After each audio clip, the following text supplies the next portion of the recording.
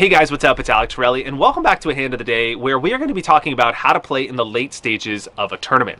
I recently played a tournament online where I break down every single hand I play, and on this YouTube, I'm putting out videos on how to play the early and middle stages of the tournaments, so be sure to check out those if you haven't already. But in this video, we're going to cover the late stages once we're deep in the money and some strategies you can use to help win more chips. Stay right here.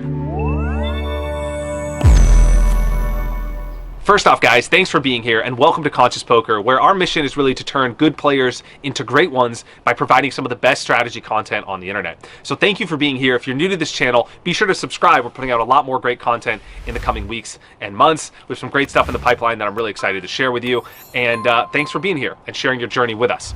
So this hand kicks off, as I mentioned before, if you saw the first couple videos in this series, I'm playing an online tournament. I'm very deep now, I'm in the money. The rebuy period's over, cashed in this tournament, and the blinds are 5-10,000. I have used, as I mentioned in the last video, some of those chips that I won making that play to chip up and build myself up to becoming chip leader of the table. So the blinds are 5 and 10,000, and it gets folded around to me, and I have King Jack offsuit, and I make a min raise to 20,000. And I do that because the other stacks behind me are likely to potentially jam or fold, and if they do, I save the most amount of chips if they re-raise. Also, because the big blind is so short with about 90,000, he's probably going to jam or fold pre-flop as well, so I don't even need to make it any bigger. If he does call, that's fine. If I flop something, I can get it all in post-flop without much risk to my stack, and if he just folds, that's fine as well. Folds around to the big blind, who opts to call, and we go heads up to the flop. The flop comes down ace king 4 with 2 diamonds. Now the first thing I want you to think about here is what types of hands can your opponent have. Now using what I call a hand range funnel, which is a free product that we have at Conscious Poker, where I walk you through my blueprint on how to hand read, one of the principles of this funnel that I'd like to share with you here in this video is that hands that are eliminated from your opponent's range are gone forever. So if he can't have a hand pre-flop, then he cannot have that hand on the flop. It's kind of a simple strategy, but when you think about it, it's not often practiced because people say on this flop, oh, maybe he has an ace. But one of the things I'd like you to consider is that if he had an ace with 9 big blinds, he would have just jammed it all in pre-flop because he's going to want me to fold and just go all in pre-flop with an ace, most likely. So it's unlikely he's going to call here pre-flop with a hand that contains an ace in it, because if he had an ace, certainly a strong ace, he would have just jammed all in pre-flop. So that's one of the principles of the hand range funnel. It's called a funnel because ranges always get narrower, they never get wider.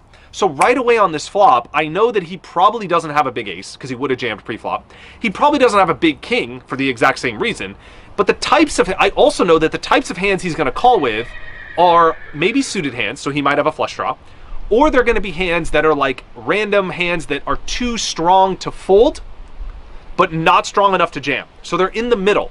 Hands maybe like Jack 10 is a great example. Maybe Queen 10, maybe Queen Jack even.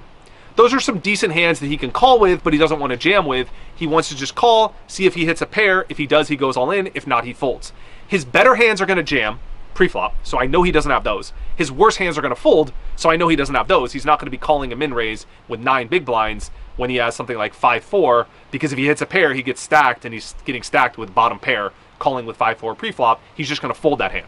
So he's somewhere in the middle. Some of these middle strength hands, like Jack 10 is a great example, okay? So I invite you to download this product. It's totally free. It's at the link below, and it'll help you get better at hand reading, which is the most important skill at poker, because if you can figure out what your opponents are likely to have, it dictates your strategy. You can figure out everything, okay? So on this flop, he checks, and now I go ahead. I want you to think about what you would do here, okay? So think about your stack size, your remaining stack size. Think about the pot size. It's about 50,000. And think about how many chips he has left. It's about 75,000. What is the right strategy here? Should we bet? And if so, how much? Or should we check? So maybe pause the video right here, and before you see what I would do, so you're not biased by my results or the results of this hand, why don't you go ahead and leave a comment below. Let me know your thoughts, unbiased thoughts on this flop. What would you do here and why? So in this spot, if you're coming back to this video after you left a comment, great job, thank you for that. I decided to bet 10,000. And the reason I bet so small is because there's no real reason to bet bigger. I could easily get my money in by the river if I bet 10,000. If I bet 10,000, the pot's going to be 65. and he's going to have 65 left. I could jam on the turn or check the turn and call a jam on the river or just check it down. But the pot is big enough for me to do whatever I want in this hand. So one of the principles I'd like you to take away here for the late stages of tournaments that'll really help is think about, especially in the late stages of a tournament, how your bet size changes the pot size and the stack to pot ratio. Stack to pot ratio means the size of your remaining stack relative to the size of the pot. So in this hand, conventional poker wisdom says bet 2/3 of the pot, bet half the pot. But what you're doing in tournaments, especially in the late stages where the stack size is smaller relative to the pot size, is you're betting proportionally to the stack size, not proportional to the pot. So in this spot, I could bet 10,000, which is like about 1/5 of the pot. And it doesn't matter because it's going to set up the hand to potentially allow him to jam. So what I do with this bet is I just open the door. I want the door open because I know I'm really likely to have the best hand here. Again, a better ace would jam pre-flop, and a better king, like king-queen, would jam pre-flop. So I know I'm not beat here most of the time. Almost always I'm not beat. Almost always I have the best hand, put more simply. So I want him to just jam. The question is, how do I get more money in the pot? Well, if I check the flop, he's going to know I'm trapping. Because if I had nothing, I would have bet. So if I had nothing, I would bet. So when I check, it looks like I have something. So it's too obvious if I check here that I have something like a king or an ace that's trapping. So I'm not going to get him to bluff. But when I bet 10,000, I might be bluffing with like 8-7 and just be bluffing. So if he has any equity at all, queen jack, jack 10, queen 10, maybe even a 4, like maybe pocket 5s. Maybe he just called pre-flop with that. Probably not, but maybe. Maybe he has a diamond draw. He's going to just jam it all in because he's going to want me to fold out my bluffs thinking he has fold equity. So one of the principles in poker to keep in mind is you make money by your opponents thinking that you have the opposite of what you do. You make money by your opponents thinking you have the opposite of what you have. When your opponents put you on the hand you have, you can't make any money because they know what you have. When they put you on the opposite hand, you trick them and you make money. So by betting 10,000 here, it confuses him. And so my plan was to bet 10,000 and snap call a jam because he's going to jam with all these weak hands. Now he goes ahead and just calls, and the turn comes a 5 of diamonds. He checks, and now I'm thinking, okay, I have a pot size bet left. If I jam, I'm not going to get called by a worse hand. He's not going to call me with like jack 10 or queen 10 or queen jack if he was floating the flop with those. He's also not going to call with a bad hand like a 4. He's not going to call anymore with those hands. And if he has me beat with an ace, then I'm just jamming into a better range.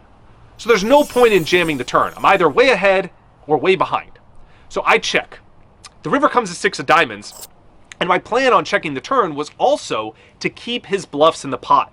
So one thing I do when I check the turn is I allow all those bluffs, queen 10, queen jack, jack 10, to bluff into me on the river, and I could call that bluff off and win a lot of chips. So he now jams the river. And again, if you haven't already, I challenge you, leave a comment in this spot and let me know what you do. Genuinely, what would you do in this spot? You have a jack high flush, he jams the river, he could have an ace high flush, he could have a queen high flush, so you only beat a bluff here. He's not jamming all in, I'll give you a clue, he's not jamming all in with a worse hand like a 9 high flush. He's not going to jam with that. Probably, he's probably just going to check and call if I'm bluffing. So he's probably going to let me bluff if he has a 9 high flush. So you only beat a bluff here. The question is he bluffing? Go ahead and leave your thoughts in a comment below. And while you're down there, if you like this content so far, I'd greatly appreciate if you give this video a like. That would mean a lot. It helps with that YouTube algorithm and allows us to share our content with more people. So in this spot, I'm thinking to myself, okay, he's either got me beat, which is queen 10 or queen jack with the queen of diamonds, which is possible, or he's bluffing. The reason I rule out an ace is because I felt like an ace would jam pre-flop. He might have some aces, like maybe he has like ace 5 offsuit with the ace of diamonds, but probably not. It is possible, but probably not. Otherwise, he's bluffing. Otherwise, he has a hand like queen jack, jack 10, queen 10, or maybe like he's turning a 4 into a bluff, or maybe he's turning a random hand like 7s into a bluff that didn't jam pre-flop, that was looking for a good flop, and now he's just bluffing with that hand, trying to get me off an ace, like ace jack. He's trying to get me off one pair, like king queen, ace jack. So in this spot, I decided, you know what? It's probably likely I have the best hand. But before I get to the results, quick plug here. If you want more content like this, and you like me breaking down all of these videos, I took all of the videos that I played, all the hands I played in this entire series, and I put them into a strategy video where I broke down early stages, every single hand I play, mid stages, every single hand I play, late stages, every single hand I play, and put it into a video in our membership, which is some of our premier content at Conscious Poker. So you'll get access to 50 plus hands I played in this tournament and exactly how I navigate through the early, middle, and late stages of the tournament. There's also some more great content in there, over 200 videos, 3 levels. We have a ton of premier content. So if you are looking for that on your journey, click the link below and grab more information. All right, so plug aside, thank you for your attention. In this hand, I decided, you know what, it's too likely that he has some random hand he's turning into a bluff. Maybe like a Jack 10, Queen 10, Queen Jack with no diamond. So I have to call it off, and fortunately for me, he had Queen 10, he was bluffing, and I won myself a nice pot.